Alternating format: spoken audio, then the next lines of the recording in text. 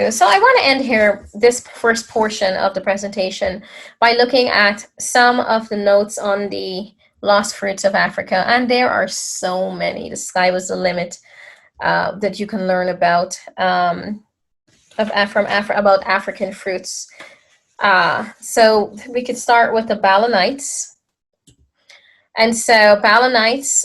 I'm going to read now from Lost Crops of Africa. So I'm going to read from this slide. And what the slide mentioned here is from the Lost Crops of Africa. Balanites produce heavy yields of date-like sweet fruits, bittersweet fruits whose gummy yellow to red pulp consists of 40% sugar. Although these sweet treats are eaten raw, they're most commonly used as ingredients in cooked dishes. Some of them are crushed and converted into drinks. And then here the balanite trees. They tolerate heat. They're very heat tolerant and really tolerate the blazing sunlight of Africa very well. So I'm going to read here from the Lost Crops of Africa.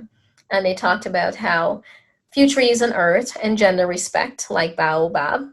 Millions believe it receives divine power through the branches that look like arms stretching toward heaven. The baobab is entrenched in the folklore of much of Africa, and this is partly because of its singular parents, but also because of the cures and food it provides. Unquote. Another citation from Lost Crops of Africa is that the fruits, again, attain the size of a melon, and their tough skin shells, enclosing angular pockets of a strange pulp that's nearly solid. Indeed, a few hours in the sun dries the sticky, semi-solid into a free-flowing solid powder that is gingerbread flavor, as well as a pleasant acid bite.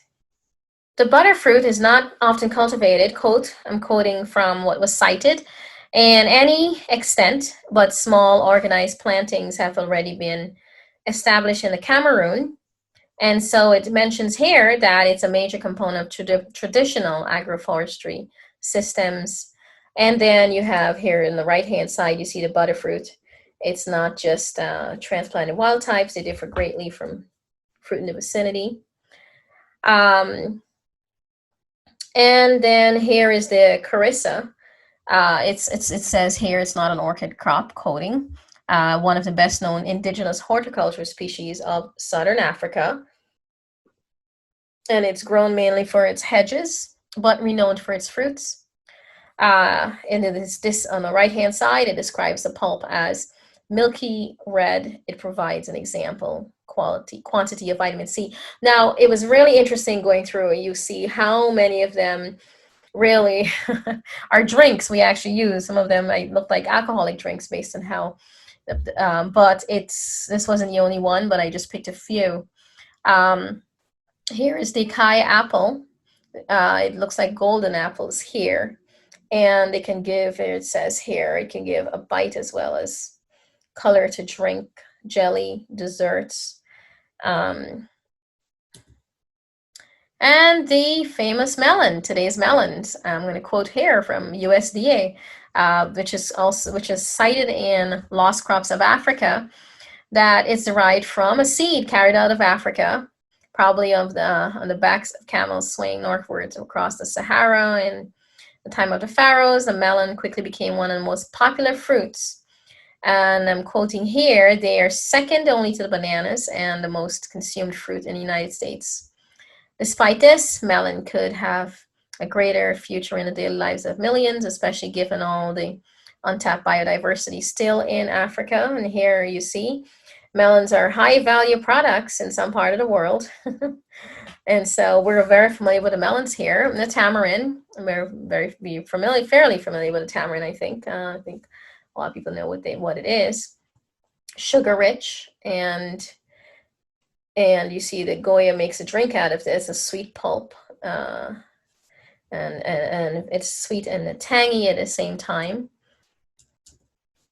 And one of our favorites, few people realize, I'm quoting here, that watermelon is African. One of our favorites. And, This crop, its wild ancestors I'm citing here, are scattered abundantly across the dry wastelands of the continent's semi-arid southern hinterland and Africa's Kalahari Desert. The undomesticated watermelons are an important source of both food and water. In times of drought, African farmers have traditionally relied on them for emergency use. And then here you see here a roadside watermelon vendor on the right-hand side. Watermelon is popular to us here in the United States.